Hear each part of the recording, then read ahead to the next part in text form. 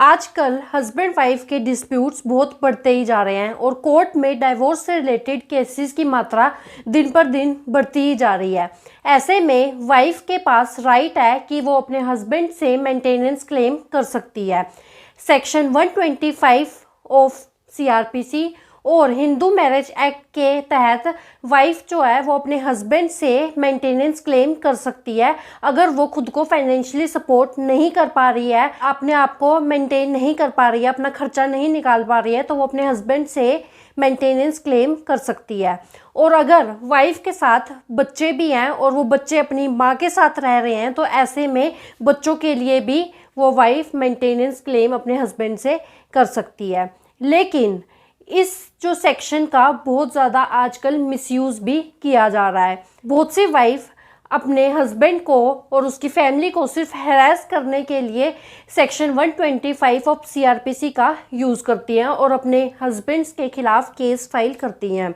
और बहुत से केसेस में ऐसा भी देखा गया है कि वाइफ जब खुद ही बहुत अच्छी अर्निंग कर रही हैं और खुद को सस्टेन कर सकती हैं, बहुत ज़्यादा एजुकेटेड भी हैं, फिर भी वो अपने हस्बैंड से मेंटेनेंस का क्लेम करती हैं। आपने अपने आसपास देखा भी होगा कि बहुत से झूठे केसेस भी फाइल किए जा रहे हैं, झूठी एफआईआर भी कराई जा रही हैं, सिर्फ और सिर्फ अपने हस्बैंड और उसकी फैमिली को सबक सिखाने के लिए या फिर हैरेस करने के लिए।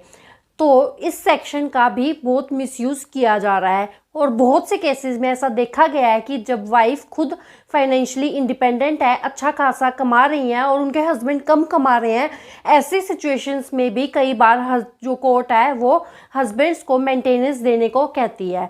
इसीलिए इस चीज़ का फ़ायदा उठाते हुए कई महिलाएं इस सेक्शन का मिसयूज़ भी करती हैं और अपने हस्बैंड और उसकी फैमिली को हैरेस करने के लिए इस सेक्शन का दुरुपयोग करती हैं और मेंटेनेंस क्लेम करती हैं, जबकि वो खुद बहुत ही ज़्यादा एजुकेटेड हैं, अर्निंग भी हैं और अपने आप को सस्टेन कर सकती हैं, और जबकि उनके हस्बैंड जो हैं वो कम कमाते हैं। तो ऐसे में क्या ऐसे कुछ राइट्स हस्बैंड को भी दिए गए हैं जहाँ पे वो मेंटेनेंस देने से मना कर सकता है, डिनाई कर सकता है? क्या हस्बैंड्स के लिए भी कुछ प्रोविजंस बनाए गए हैं जिसके तहत वो अगर उसकी वाइफ ज़्यादा कमा रही है या वो हस्बैंड अपनी वाइफ को मेंटेन नहीं कर सकता, तो उसके लिए क्या हस्बैंड्स को भी कुछ राइट्स दिए गए हैं? आज की इस वीडियो में हम यही डिस्कस करेंगे कि वो कौन कौन से प्रोविजंस हैं, वो कौन कौन से राइट्स हैं जो एक हस्बैंड को दिए गए हैं जिससे वो मेंटेनेंस देने से बच सकते हैं। तो इससे रिलेटेड बहुत से लोगों के बीच डाउट्स होते हैं कि क्या अगर वाइफ ज़्यादा अर्निंग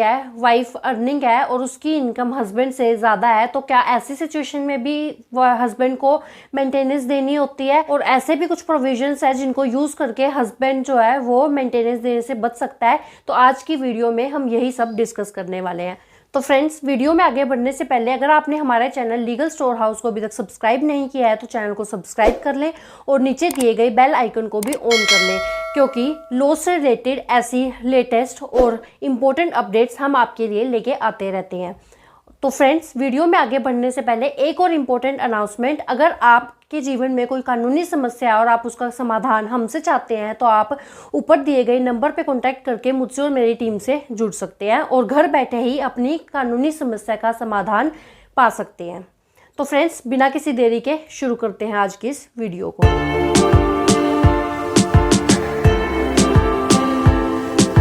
तो फ्रेंड्स, सबसे पहले जान लेते हैं what is maintenance all about. Maintenance क्या होता है और कौन सी कंडीशंस में मेंटेनेंस दी जाती है। तो सेक्शन 125 ऑफ सीआरपीसी में मेंटेनेंस का प्रावधान दिया गया है, जिसके तहत कोई भी वाइफ अगर वो खुद को फाइनेंशियली सपोर्ट नहीं कर सकती, कोई भी वाइफ अगर खुद को सस्टेन नहीं कर सकती, अपना खर्चा नहीं निकाल सकती और उसकी कोई सफिशिएंट इंडिपेंडेंट इनकम नहीं है जिससे वो खुद को सपोर्ट कर सके, तो सेक्शन 125 ऑफ सीआरपीसी में ये प्रावधान दिया गया है कि महिलाएं वाइफ अपने हस्बैंड से मेंटेनेंस यानी कि भरण पोषण क्लेम कर सकती हैं।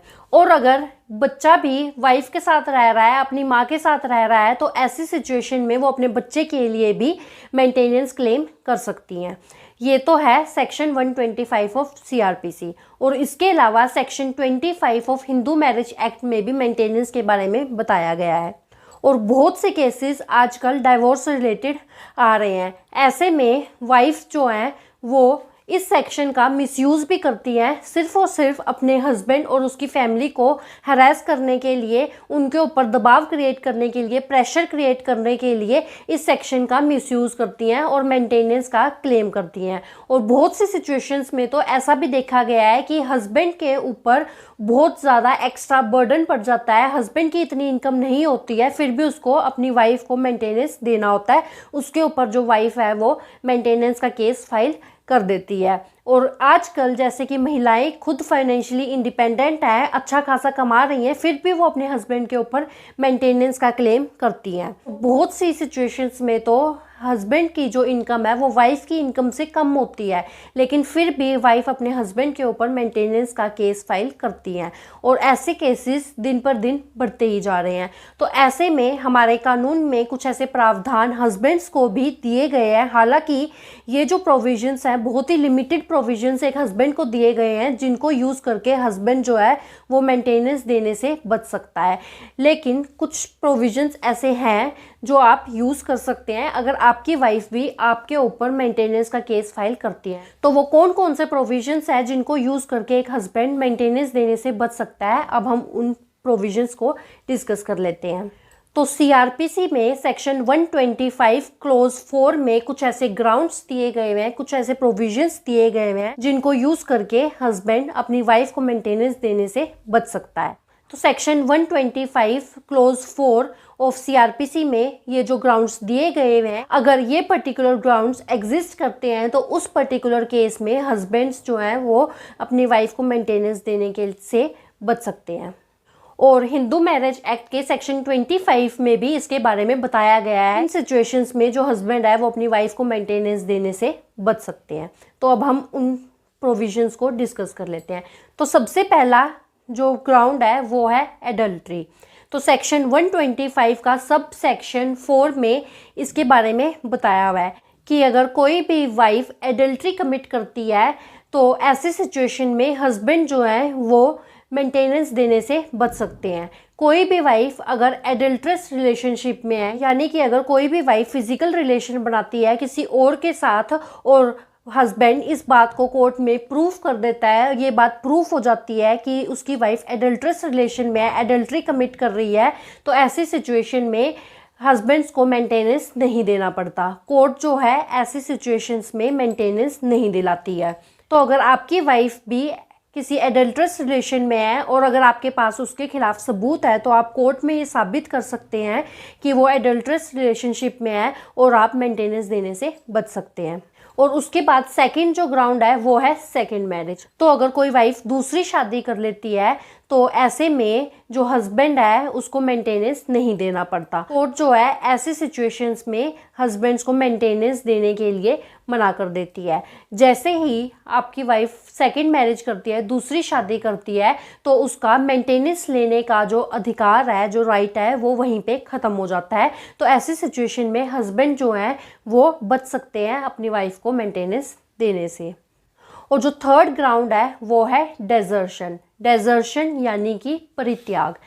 किसी की वाइफ अगर उसको बिना किसी रीज़न के छोड़ के चली जाती है या अपने हस्बैंड का परित्याग कर देती है, बिना किसी रीज़न के अपने हस्बैंड से अलग रह रही है, तो ऐसी सिचुएशन में भी हस्बैंड जो है वो मेंटेनेंस देने से बच सकते हैं। ऐसी सिचुएशन में भी कोर्ट जो है वो मेंटेनेंस वाइफ को नहीं दिलाती। जब भी कोई वाइफ बिना किसी रीज़न से अपना मैट्रिमोनियल होम छोड़ के कहीं और जाके रहने लगती है और इसके पीछे कोई रीज़न भी नहीं होता है, तो ऐसी सिचुएशन में जो हस्बैंड है वो मेंटेनेंस देने से बच सकता है। लेकिन यहाँ पे सबसे इम्पोर्टेंट कंडीशन ये है कि कोई भी रीजनेबल ग्राउंड नहीं होना चाहिए।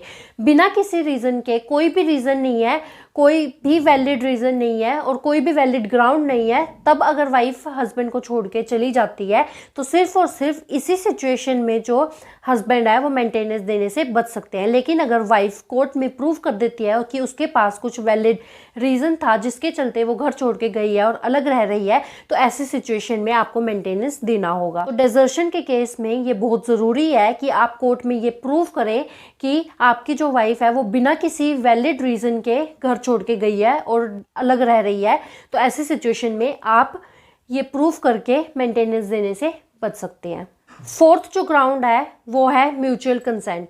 अगर आपसी सहमति से, म्यूचुअल कंसेंट से हस्बैंड वाइफ अलग हो रहे हैं, तलाक ले रहे हैं, तो ऐसी सिचुएशन में भी हस्बैंड को मेंटेनेंस नहीं देना होता। हालांकि अगर म्यूचुअल डिवोर्स के टाइम पे कोई एग्रीमेंट हुआ है और उसमें ये बोला गया है कि हस्बैंड ने एग्री किया है कि ये कुछ अमाउंट जो है वो हस्बैंड देगा, जिसके चलते उन दोनों का आपसी सहमति से तलाक हो रहा है, तो वो जो अमाउंट है वो तो हस्बैंड को देना पड़ेगा। जैसे कि फॉर एग्जांपल मान लो कि एक हस्बैंड वाइफ है, वो आपसी सहमति से तलाक लेने के लिए राज़ी हो गए हैं और उन्होंने एक एग्रीमेंट बनाया है जिसमें हस्बैंड ने ये एग्री किया है कि वो 5 लाख रुपए अपनी वाइफ को देगा, और तभी दोनों आपसी सहमति से तलाक ले रहे हैं। ये अमाउंट जो है वो फिर हस्बैंड को अपनी वाइफ को देना होगा। लेकिन उस अमाउंट के अलावा अलग से मेंटेनेंस वाइफ डिवोर्स के बाद फाइल नहीं कर सकती अगर आपसी सहमति से आप तलाक लेते हैं। तो अगर आपसी सहमति से हस्बैंड वाइफ का तलाक हो रहा है तो आप मेंटेनेंस देने से बच सकते हैं। इसलिए आप कोशिश ये करें कि आप आपसी सहमति से अपनी वाइफ से तलाक ले लें, और आपसी सहमति से, आपसी अंडरस्टैंडिंग से अगर आप तलाक लेते हैं तो ऐसा करने पे आप मेंटेनेंस देने से बच सकते हैं। तो फ्रेंड्स, ये थे कुछ ग्राउंड्स जो सेक्शन 125 के सब सेक्शन 4 ऑफ सीआरपीसी में दिए गए हैं, जिसके चलते आप अपनी वाइफ को मेंटेनेंस देने से बच सकते हैं इन ग्राउंड्स का यूज़ करते हुए। और इन ग्राउंड्स के अलावा बहुत से ऐसे रिसेंट केस लॉस आए हैं, बहुत से ऐसे केसेस आए हैं, बहुत से ऐसी सुप्रीम कोर्ट की और हाई कोर्ट की जजमेंट्स आई हैं जिनमें वाइफ को मेंटेनेंस नहीं दिया गया। केसेस में हस्बैंड जो है वो मेंटेनेंस देने से बच गए हैं। जब भी कोई वाइफ अपने हस्बैंड से ज़्यादा अर्निंग करती है, अपने हस्बैंड से ज़्यादा कैपेबल है और क्वालिफाइड है, तो ऐसी सिचुएशंस में बहुत सी ऐसी रिसेंट जजमेंट्स आई हैं हाई कोर्ट और सुप्रीम कोर्ट की, बहुत से ऐसे केस लॉज आए हैं जिसमें कोर्ट ने ये डिसाइड किया है कि अगर वाइफ अच्छा खासा कमा रही है, उसकी अच्छी खासी इनकम है, हाईली एजुकेटेड है और अपने हस्बैंड से ज़्यादा कमा सकती है और कमा रही है, तो ऐसे सिचुएशन में कोर्ट ने हस्बैंड्स को मेंटेनेंस देने से मना कर दिया है। तो ऐसी ही एक वीडियो हमने अपने चैनल पे अपलोड की थी, जिसका लिंक मैं अभी आपको आई बटन में दे रही हूँ, तो आप वो वीडियो भी देख सकते हैं। वो केस लो भी आपके काफ़ी काम आ सकता है।